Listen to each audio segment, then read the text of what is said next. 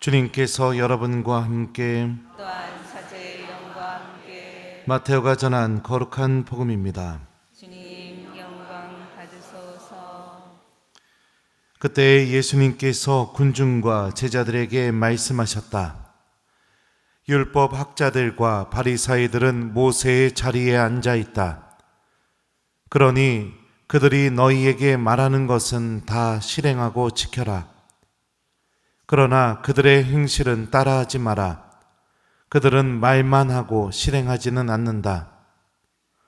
또 그들은 무겁고 힘겨운 짐을 묶어 다른 사람들 어깨에 올려놓고 자기들은 그것을 나르는 일에 손가락 하나 까닥하려고 하지 않는다. 그들이 하는 일이란 모두 다른 사람들에게 보이기 위한 것이다. 그래서 성국갑을 넓게 만들고 옷자락 수를 길게 늘린다. 잔치집에서는 윗자리를, 회당에서는 높은 자리를 좋아하고 장터에서 인사받기를, 사람들에게 스승이라고 불리기를 좋아한다. 그러나 너희는 스승이라고 불리지 않도록 하여라. 너희의 스승님은 한 분뿐이시고 너희는 모두 형제다. 또 이 세상 누구도 아버지라고 부르지 마라. 너희의 아버지는 오직 한 분, 하늘에 계신 그분뿐이시다. 그리고 너희는 선생이라고 불리지 않도록 하여라. 너희의 선생님은 그리스도 한 분뿐이시다. 너희 가운데에서 가장 높은 사람은 너희를 섬기는 사람이 되어야 한다. 누구든지 자신을 높이는 이는 낮아지고 자신을 낮추는 이는 높아질 것이다. 주님의 말씀입니다. 그리스도님 찬미합니다.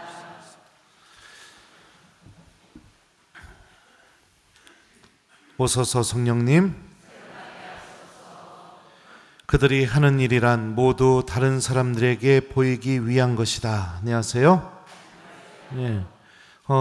예전에 보좌신부 때 교구에서 청년들을 위한 피정 프로그램이 있었습니다. 근데 우리 본당 청년들이 그곳에 많이 들어가서 응원을 해주러 가고 싶었는데 하필 그 응원하러 갔던 그 시간이 거기에 이렇게 같이 이렇게 청년들 응원해주러 왔던 교우들이 함께 모여서 양팔로 묵주기도 하는 그런 시간이었어요. 그래서 저도 우리 청년들을 위해서 힘내라고 나도 교우들하고 같이 양팔 들고 묵주기도 해야겠다고 우선 거기에 껴서 이제 서 있다가 이제 청년들이 나올 때 이제 손을 들고 이렇게 묵주기도를 하기 시작했거든요. 근데 제가 손을 딱 드는 순간 모든 교우들이 거기에 있던 모든 교우들이 다 저를 쳐다보는 거예요. 왜냐하면 그 자리에 신부님은 저밖에 없었거든요. 그랬더니 막 교우들이 막 저 신부님 보시라고 청년들을 얼마나 사랑하면은 이 자리에 오셨겠냐고 막 이런 칭찬부터 시작해서 그렇게 이야기하는 게 막 다 들리는 겁니다. 그 칭찬을 들으니까 어떻게 하느냐, 팔을 내릴 수가 없는 거예요. 아파 죽겠는데 아주 그냥. 예. 교우들이 막 계속 저 쳐다보면서 막 칭찬하면서 그러고 있으니까 이게 내릴 수가 없는 거예요, 이게. 그래서 그 프로그램 그 끝나는 동안 어떻게 했느냐, 교우들은 막 내렸다가 저 쳐다보고선 다시 또 들었다가 또 내렸다 하는데 저는 계속 팔만 이렇게 들고선 죽을 뻔했어요. 하느님의 사랑이 얼마나 큰지를 청년들한테 좀 나눠주고 싶었고, 우리 청년들 위해서 기도하고 싶어서 그 자리에 가서 손들고 기도했는데 저는 그 시간 내내 누구만 쳐다보다 왔냐면 그 자리에 있던 교우들만 쳐다보다 온 거예요. 기도는 했지만 기도 시간 내내 하느님을 바라본 게 아니라 저한테 좋은 말 해주는 신자들만 바라보다가 온 겁니다. 그리고선 팔이 떨어질 것 같아서 밖으로 나와가지고 걸어가고 있는데 교우들이 막 저한테 오더니 그러는 거예요. 신부님, 저 신부님 같은 신부님 처음 봤어요. 신부님 본당 청년들 참 행복하겠네요. 그러니까 또 그 소리 들으니까 또 기분이 또 좋아지는 거예요. 그러면서 마치 제가 우리 교구의 다른 신부님들보다 좀 더 나은 신부님이 된 것 같은 그런 착각에 빠져서 그러면서 이렇게 사제관에 돌아왔던 적이 있습니다. 이렇게 여러분들 남을 의식하면서 살아가는 삶은 참 자신을 불행하게 만듭니다.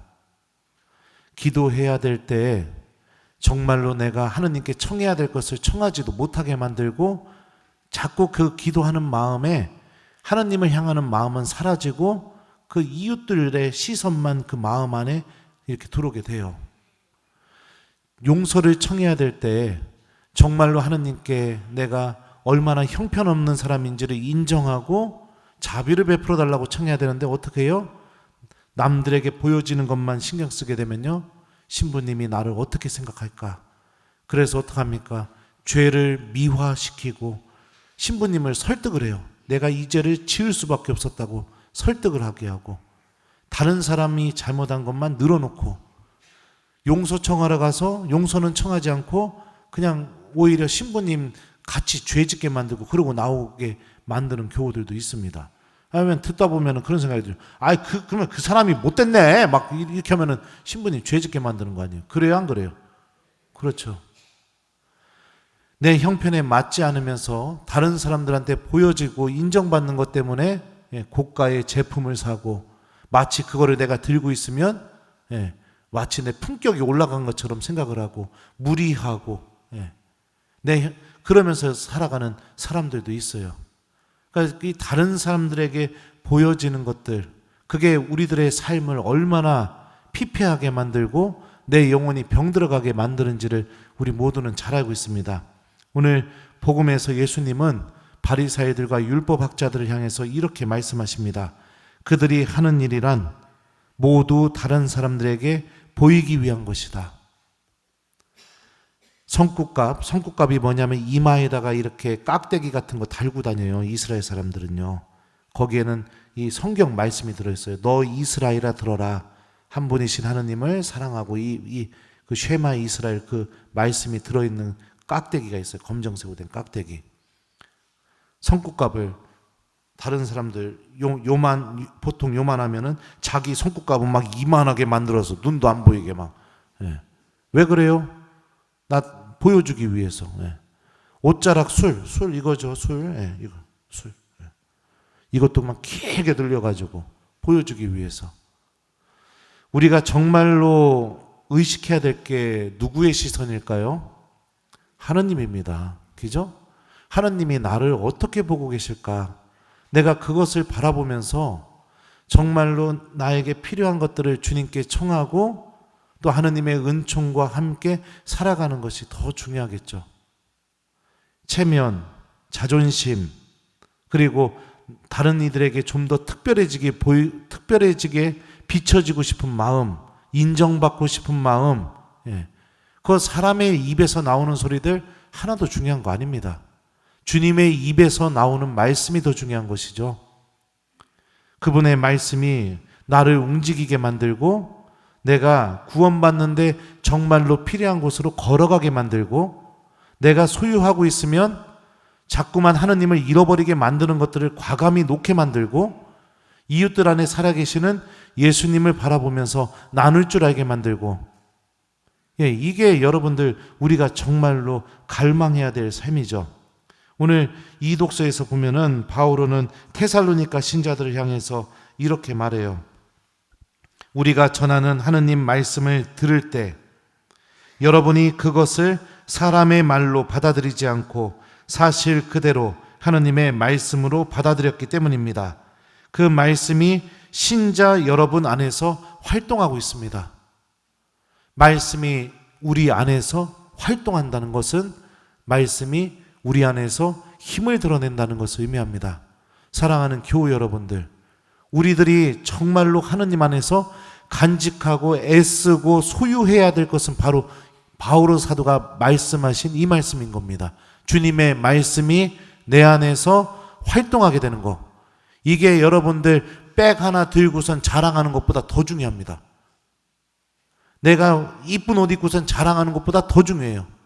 내 속은 병 들어가고 있고, 내 속은 어둠 속에 있고, 내 속은 여러분들 시커먼한데 마치 겉모습만 꾸며가지고 하나도 아닌 척하고선 연기하면서 살아가는 거, 거기서 나와야 됩니다. 우리는 하느님의 말씀과 함께 내 영혼의 민낯을 바라보고 그 말씀에 비추어서 내가 그러면 이 말씀이 내 안에서 이루어지려면 내가 어떤 선택을 해야 되는지를 명확하게 인식하고 성모님께 도움을 청하면서 나에게 필요한 것들을 기도하고 그러면서 살아가는 삶, 이게 여러분들 하느님 자녀로서의 삶이에요. 하느님 자녀로서의 삶. 그러니까 우리가 무엇인가를 막 드러내고 보여주고 인정받고 이거는 그렇게 중요하지 않다는 겁니다. 하느님의 말씀이 오늘 하루 나를 움직였다면, 하느님의 말씀이 오늘 하루 내 안에서 열매를 맺게 만들었다면 여러분들은 이 세상 그 누구보다도 가장 빛나는 하루를 살아간 사람들인 것이죠. 오늘 제1독설 말씀도 들어보죠. 그러나 너희는 길에서 벗어나 너희의 법으로 많은 일을 넘어지게 하였다. 너희는 레위의 계약을 깨뜨렸다. 만군의 주님의 말씀이다.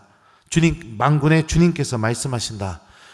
1독서의 내용은 뭐냐면요, 하느님이 사제들을 비판하시는 내용입니다.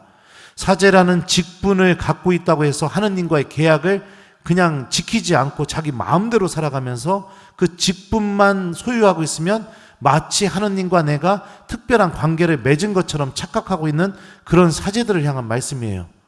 이게 뭐랑 똑같냐면 교회 안에서 우리들도 여러 가지 직분을 갖게 되죠. 저처럼 사제라는 직분, 또 뭐 사목위원, 구역장, 반장, 단체장, 뭐 여러 직분을 받게 되죠. 그 직분이 벼슬이 아니라는 겁니다.